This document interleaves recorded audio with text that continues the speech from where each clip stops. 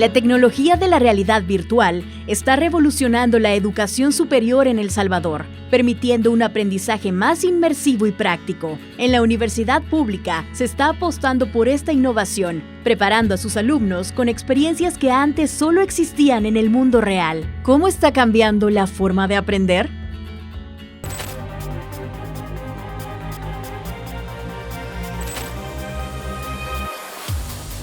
¿Te imaginas a estudiantes de medicina recorriendo el interior del cuerpo humano?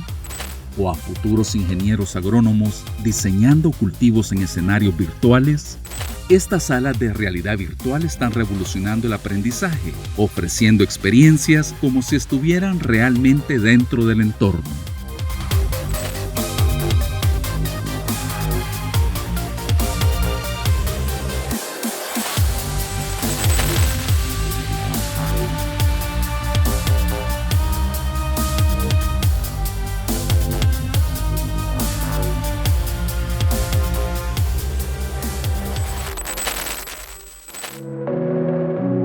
La enseñanza en las aulas está evolucionando.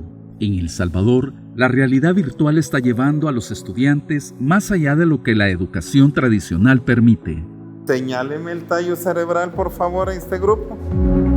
Ah, excelente. Ya lo verificaron que ahí salen todos los que son los nervios craneales. ¿Pueden verificar el nervio, el par craneal primero y el segundo? Aquí sí lo podemos observar. Hemos tenido el desarrollo de la práctica de laboratorio de anatomía, donde hemos hecho un repaso de los sistemas principales para el práctico de anatomía que ellos van a someterse próximamente. Hemos tenido que ver el sistema esquelético, el sistema muscular, el sistema urinario y sistema nervioso. La realidad virtual nos ha permitido ser un ayudante, una herramienta muy eficaz para que los estudiantes comprendan la parte de anatomía de las estructuras específicas de cada uno de los sistemas, pero también la relación que tienen entre cada uno de los sistemas, así como también verificar algunas áreas o estructuras anatómicas que no se pueden verificar en el laboratorio común que tenemos normalmente, con estructuras anatómicas de cadáveres, por ejemplo, o en los libros. En mi caso, la realidad virtual siento que facilita bastante el conocer las estructuras del cuerpo y más en mi carrera, que yo siento que es bastante importante lo de los nervios y es complicado verlo en el cuerpo humano. En cambio, en la realidad virtual se me hace más fácil por lo menos ver cómo están inervados cada parte del cuerpo. La realidad virtual es una tecnología que te permite entrar en mundos creados por computadora. Usando gafas especiales y controles, puedes explorar lugares, tocar cosas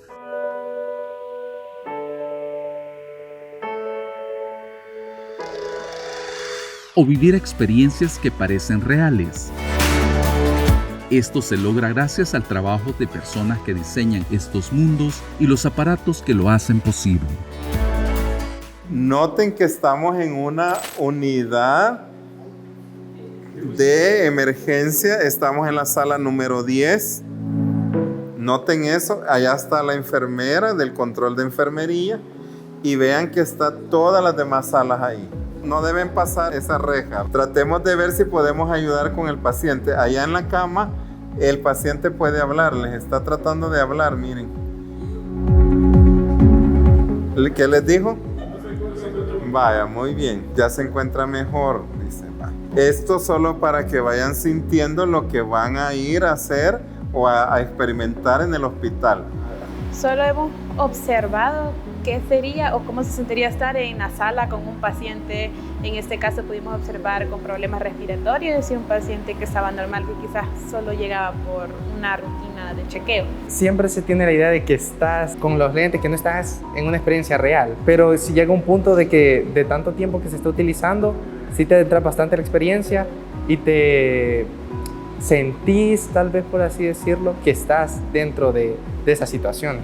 De alguna manera, crear espacios que permitan adentrarse a los estudiantes en ambientes emulado, se podría decir, pero con cierto nivel característico científico en cuanto a la enseñanza-aprendizaje, hace que una práctica de laboratorio que seguramente o una sesión práctica que no puedan realizar en un ambiente real, en estos ambientes simulados los puedan realizar. Tal es el caso, por ejemplo, de las salas UCI que tiene el laboratorio de medicina, donde lo que se persigue es que el participante que ingresa a realizar el laboratorio tenga un nivel de acceso a la instrumentalización UCI, sobre todo en esquemas de respiración asistida.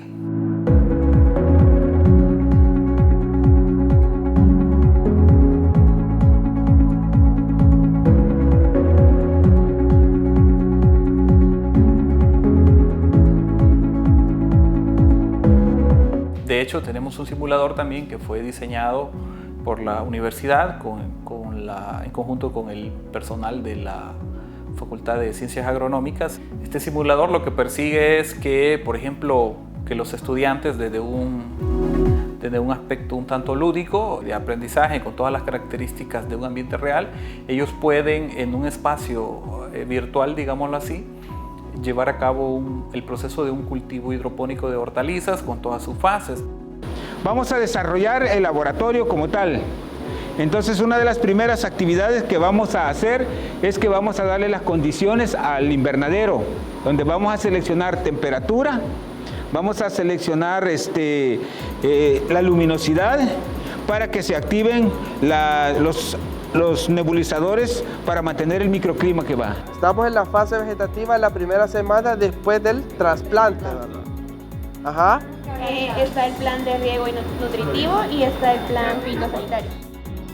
Cabe mencionar de que es el primer software que está diseñado para el área agrícola. Es el primero a nivel nacional esta metodología y específicamente bajo el enfoque de cultivos hidropónicos por el simple hecho de que es una técnica que está diseñada específicamente para las zonas urbanas, donde hay menor espacio y sí se pueden cultivar estas especies de hortalizas. En este programa lo que se ha venido haciendo es como un resumen, una práctica resumen de lo que sería el ciclo agrícola del cultivo, en este caso del tomate.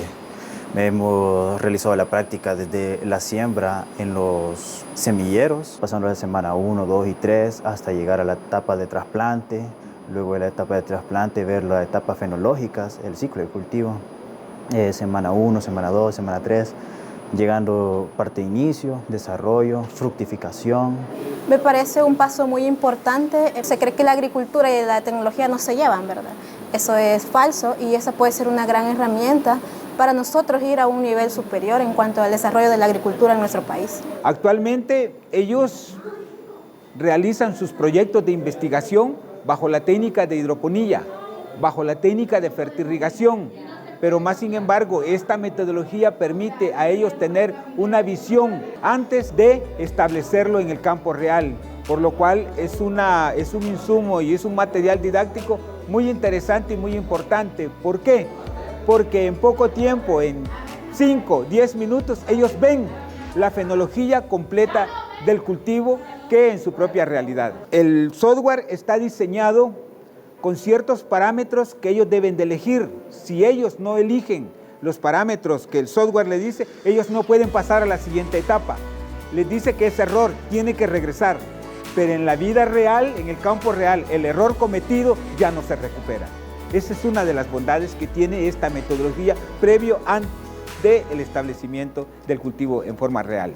Y como vemos 4, uno que maneja el pH, otro la conductividad, el otro el tiempo. ¿Cuánto va a ser el pH de la solución? 6. Ok, entonces uno de ustedes ajústelo ahí. Pero con la realidad virtual es un medio que facilita al maestro y le baja estrés al maestro para que el alumno salga mejor preparado, porque puede practicar las veces que sea necesario. Si no lo haces bien, entonces no puedes, no estás listo para ir a la vida real. Hazlo hasta que no te equivoques. Cada persona aprende en tiempos diferentes y de formas diferentes. Probablemente no es para todo el mundo, pero para la mayoría de los jóvenes que ya vienen con el chip, que ya son digitales, es un buen acompañamiento y estamos atrayendo el talento nuevamente. Hay un interés de querer seguir estudiando, unas ganas nuevas de aprender. Es importante también generar conciencia que ese entorno virtual no va a reemplazar al entorno real, lo va a complementar. Y más en temas pues, que por supuesto son tan delicados como los temas de la medicina, por ejemplo una intervención quirúrgica. Es un entrenamiento importante, pero es importante también mencionar que es un ejercicio complementario más no sustituto, en mi perspectiva.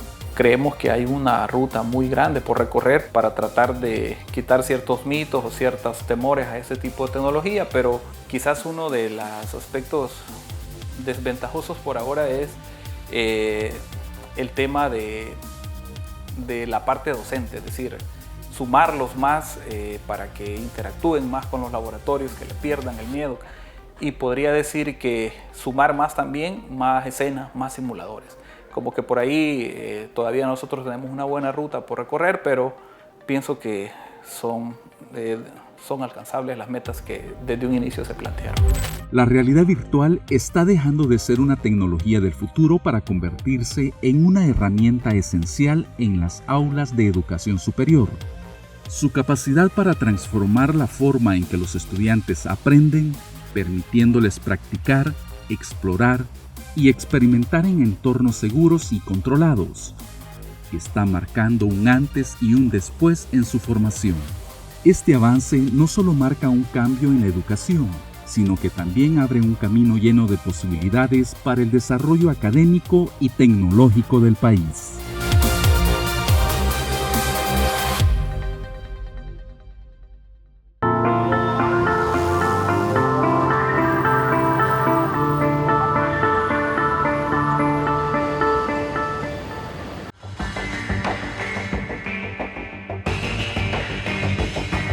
Realidad virtual y realidad nacional. Más allá del entretenimiento de los videojuegos, la realidad virtual se ha convertido en una valiosa herramienta en el aula, capaz de generar interés en los estudiantes al ilustrar conceptos de manera inmersiva y despertar emociones que refuerzan el aprendizaje. Pero, ¿qué sucede cuando la realidad de un país se proyecta como un videojuego? Cuando parece que todos llevan puestos lentes especiales que muestran a El Salvador como el mejor país del mundo, con un sistema de salud impecable, educación de calidad, calles limpias y ordenadas, empleo digno para todos, seguridad plena y un gobierno totalmente comprometido con su gente. Esa realidad virtual es la que los salvadoreños quisieran que fuera tangible. Los niños y niñas quieren volver a sus escuelas en condiciones dignas, con espacios adecuados para aprender y amplios patios para jugar. En los hospitales, la población anhela citas médicas accesibles, atención oportuna, especialistas, medicamentos e insumos básicos que garanticen un trato digno.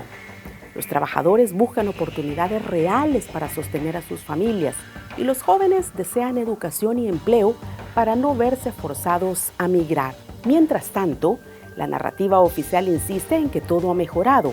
Sin embargo, las cifras de desempleo y migración advierten lo contrario.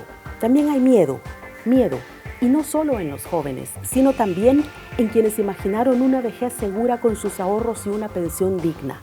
Y sin embargo, esa otra realidad, la de miles de personas invisibilizadas y marginadas, se diluye tras el espejismo de un país supuestamente transformado. Se nos pide aceptar la medicina amarga sin cuestionamientos bajo la sombra de un régimen de excepción que ha redefinido lo que significa vivir en El Salvador.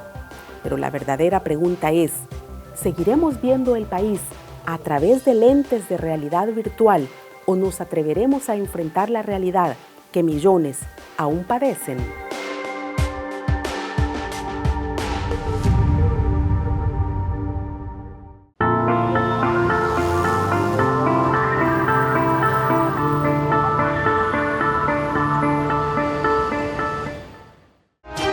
Al filo de la semana. Análisis de temas nacionales e internacionales con un enfoque diferente. José María Tojeira. Al Filo de la Semana. Aquí estamos con el Filo de la Semana de nuevo. Y vamos a empezar por fuera del país, porque en el país continuamente sale el señor Trump, el nuevo presidente de Estados Unidos. La verdad que este señor es, bueno, yo soy viejo, pero somos de la misma edad, creo, con ese presidente, pero es un viejo maniático, digo un poco, porque se empeña en algunas cosas y curiosamente se ha empeñado en mostrar su desprecio hacia América Latina, y decir, aquí mando yo, ¿verdad? Es decir, con una fuerza y un carácter, cuando tal vez fue un poco imprudente, cuando ya los aviones habían despegado con permiso y todo de Estados Unidos, cargados de colombianos. El presidente de Colombia no les autorizó el aterrizaje, pero el otro le contestó subiéndole un 25% los aranceles de la exportación colombiana a Estados Unidos, y después le digo, y en una semana al 50% si no me hacen caso, ¿verdad? Bueno, al final cedió el Petro de Colombia, pero ese modo de tratar sí es un modo que expresa que como que el hombre pensara que no necesita América Latina. Con México ha tenido también sus roces. Es un poco problemático porque, miren, México es el tercer país que más exporta a Estados Unidos. El primero es China, que exporta, creo que es un 15% de las exportaciones que llegan a Estados Unidos son de China. Después, no me acuerdo cuál es el otro, y el tercero es la India, el tercero es México, ¿verdad? Tal vez el segundo es la India, ya no me acuerdo cuál, no es la India, no me viene ahora cuál es. Pero el tercero es, tal vez es Canadá. Y el tercero, con un 13% de las exportaciones gringas, es México. Es decir, si le pusiera aranceles al 13% de las exportaciones, también tendría un problema el propio Estados Unidos, ¿verdad? Es decir, porque son muchas exportaciones. Hay otros países, fíjense, Alemania solo exporta el 4% de las exportaciones que recibe Estados Unidos, ¿verdad? Es decir, pero México es el tercer exportador. Y si se le suma Centroamérica, las cosas aumentan todavía. Tal vez nos convertimos por lo menos en el segundo exportador, ¿verdad? Entonces no es así nomás el tratar con dureza a América Latina. Estados Unidos necesita América Latina por la importancia que tiene, la cercanía, el comercio, etc.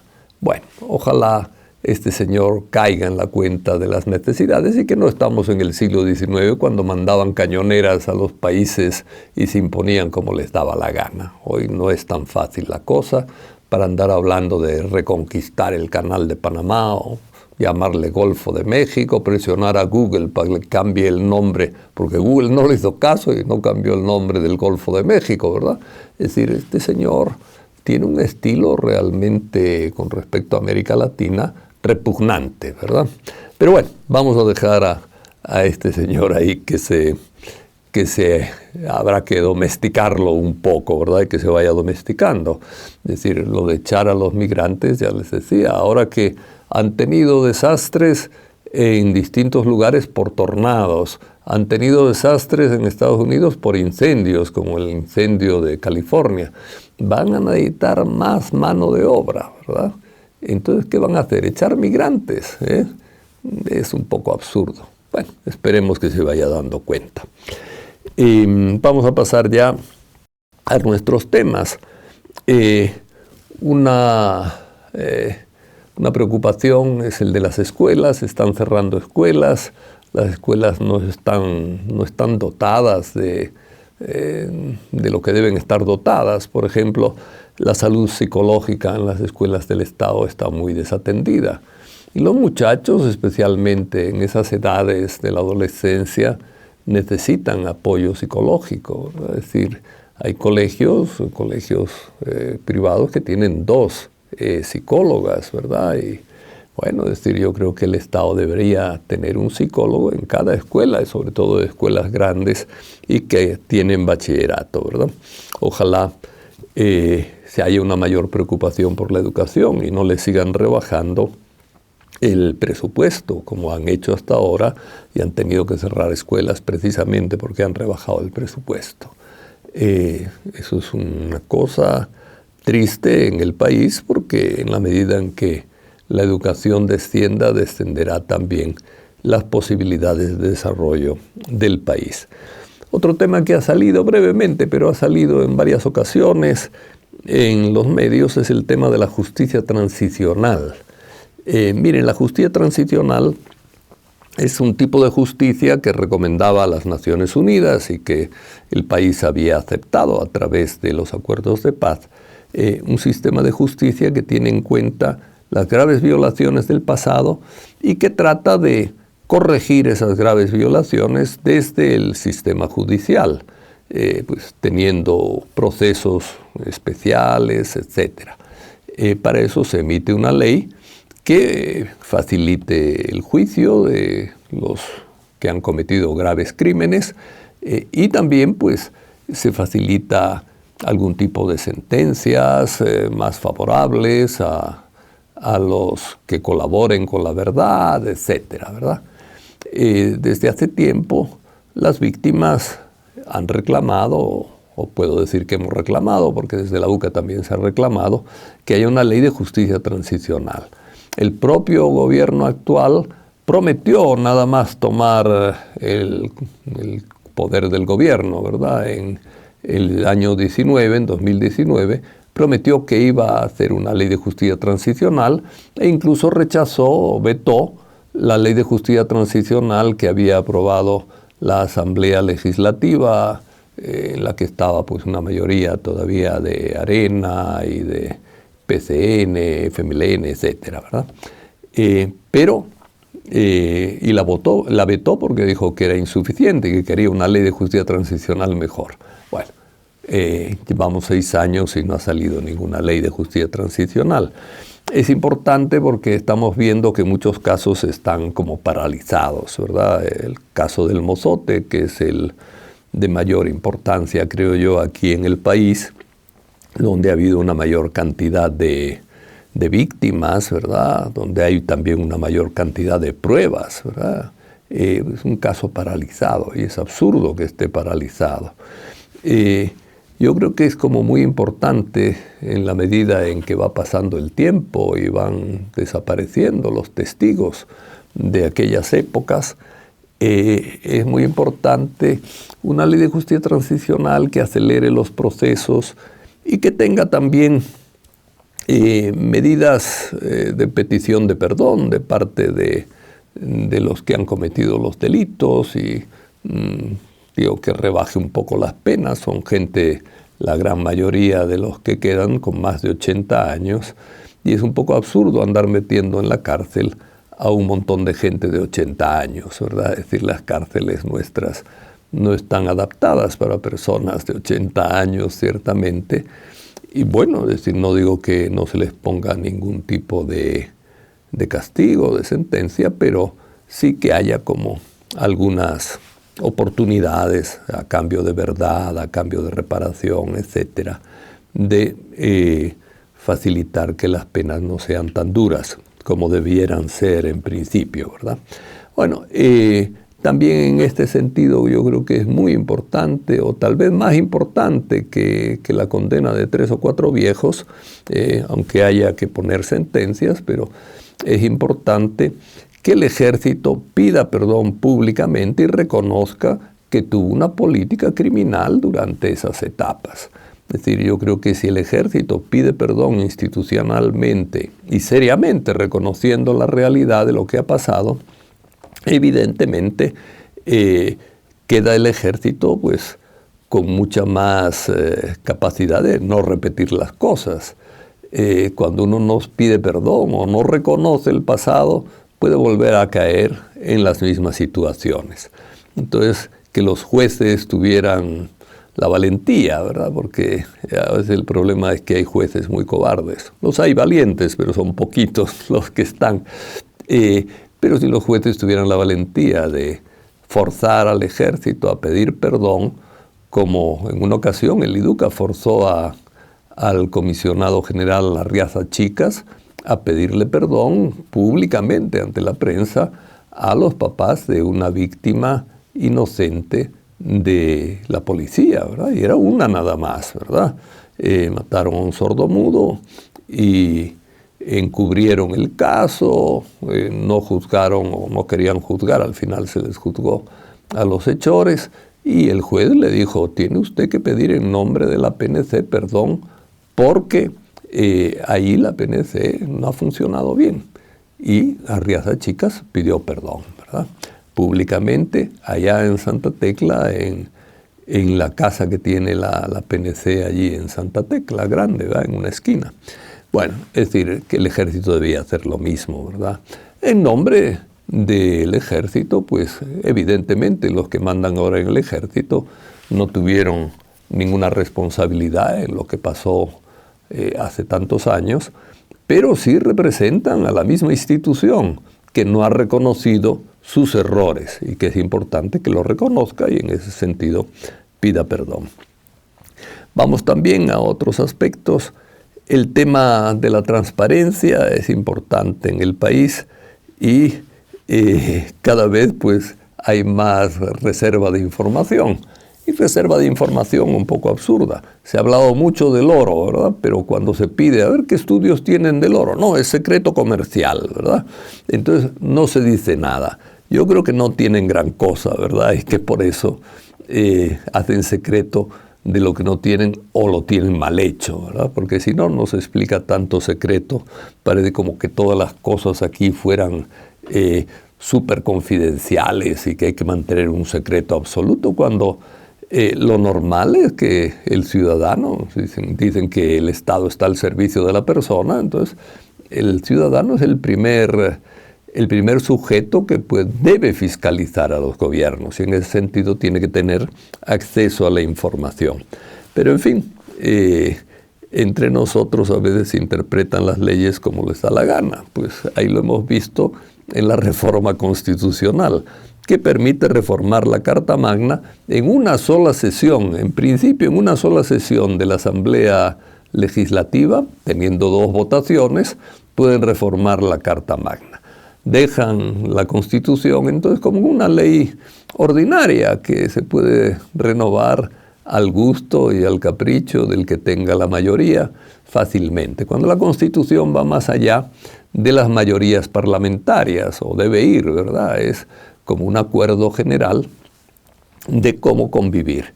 Es cierto que la Constitución es de 1983 y en ese sentido tiene más de 40 años ya, y que es normal, dado el momento en que fue hecha, inmediatamente o antes o durante la guerra, es normal que haya algunos cambios. Pero facilitar los cambios tan sencilla y simplemente no es bueno. Bien, lo último es recordar el Bitcoin. Ya no es obligatorio que una empresa te reciba Bitcoins si quieres pagar con ellos. Bueno, al fin algo sensato, aunque bajo la presión del Banco Interamericano de Desarrollo. Pero bueno, con tal de que sea sensato, mejor. Y esto es todo por hoy. Que tengan un feliz fin de semana. Al filo de la semana. Análisis de temas nacionales e internacionales con un enfoque diferente. José María Tojeira, al filo de la semana.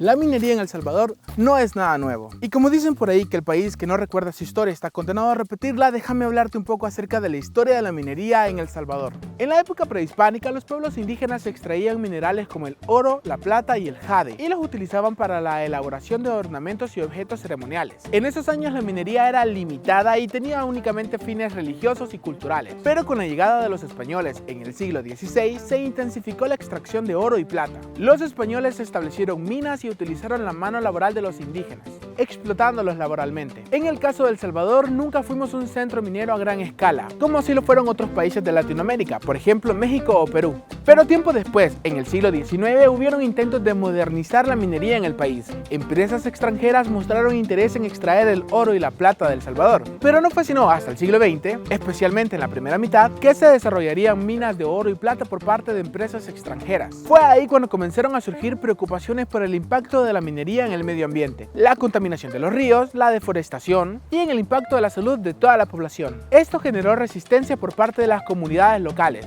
ya que en los años 2000 proyectos mineros de empresas internacionales, como la canadiense Pacific Ring, buscaron expandir la minería metálica en El Salvador. Pero las comunidades no se quedaron calladas y protestaron, especialmente comunidades en zonas como Cabañas, donde incluso se denunciaron asesinatos de activistas medioambientales y muchas amenazas que recibieron. Y todo esto por oponerse a la minería. Todo esto llevó a una verdadera batalla legal, ya que esta empresa llevó a El Salvador a un arbitraje internacional, que es como un juicio en el que el juez es el Banco Mundial. Sin embargo, en 2017 El Salvador sentó un hecho histórico para todos, ya que no solo ganó el juicio, sino que logró prohibir la minería metálica en tierras salvadoreñas. La Asamblea Legislativa de ese entonces aprobó una ley que respondía a las demandas de la sociedad civil, las organizaciones medioambientales y las organizaciones religiosas. Entre los argumentos para la aprobación de esta ley, se pueden mencionar algunos como el grave daño ambiental, la contaminación de fuentes de agua, la deforestación, la contaminación de las tierras y por supuesto los altos costos que conlleva la reparación de los daños sociales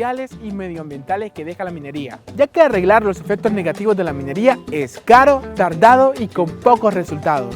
Pero si quieren podemos hablar de eso en otro video. Y vuelvo a hacer énfasis en lo que dije en el video pasado. No existe la minería eco-friendly, no existe minería que no contamine. Aunque contaminen en mayor o en menor medida, siguen contaminando. Debemos cuidar el medio ambiente que ya está muy desgastado. Quiero saber tus opiniones en la caja de comentarios. Y ya sabes que si te gusta esta clase de contenidos, puedes seguirnos en todas nuestras redes sociales. Dale like y comparte este video con tus amigos. Así vamos a llegar a más personas. ¿Qué pasará en El Salvador con el regreso de Trump a la presidencia? Donald Trump tomará posesión por segunda vez el próximo 20 de enero de este año. En campaña, Trump prometió implementar políticas estrictas que consisten en la deportación masiva de inmigrantes. ¿Te imaginas qué significa la deportación de todos los salvadoreños que viven en Estados Unidos? El Salvador no está preparado ni siquiera para recibir a la tanda tradicional que se recibe de personas deportadas. El gobierno no tiene un programa específico para la atención y recepción y reubicación interna de estas personas. Menos va a tener posibilidades de atender a decenas de miles de salvadoreños y salvadoreñas podrían ser quienes retornaran. Los datos más recientes son de 2023. La cantidad de deportados son casi 1,000 personas cada mes. Bajo Biden, bajo Trump, el país va a recibir 3,000 cada mes, fue el nivel bajo Trump, pero va a aumentar. Según la Organización Internacional para las Migraciones, 1.4 millones de salvadoreños y salvadoreñas viven en Estados Unidos. La mitad de estas personas no tienen documentos ciudadanos y un 11.1% están amparados por TPS. Para El Salvador significa que uno va a cancelar el programa de TPS. Un efecto es cada salvadoreño en los Estados Unidos que tiene TPS va a perder su derecho de trabajar en los Estados Unidos legalmente. 1.62 millones de salvadoreños son beneficiados con las remesas, lo que representa cerca del 26% de la población. Si quieres saber más sobre cuánto representan las remesas para nuestro país, te invito a que veas este video que ya hicimos. Pero para que tengas una idea, entre enero y octubre de 2024, El Salvador recibió más de $6,000 millones en remesas. Y eso nos ha llevado a que tengamos una economía muy singular. Una economía extremadamente dependiente del binomio migración-remesas. Ustedes saben pues que en los últimos años han representado aproximadamente el 25% del Producto Interno Bruto del país. O sea que por cada dólar, ¿verdad?, que producimos los que residimos en El Salvador, estamos recibiendo una suerte de subsidio de 25 centavos. Y esto es lo que básicamente va a impactar las políticas que está anunciando para la segunda administración el presidente Trump. Si quieres enterarte de más, mira este reportaje en nuestro canal de YouTube y aprovecha para que veas otros que también te pueden interesar. ¿Crees que El Salvador está preparado para enfrentar las consecuencias de estas posibles políticas? Contanos tu opinión en los comentarios. En el próximo Miradas, una delicia que compartimos en días especiales. Un símbolo de amor y amistad. ¿Pero alguna vez te has preguntado de dónde proviene? ¿Qué lo hace tan especial? ¿Y por qué fue un tesoro para nuestras culturas prehispánicas?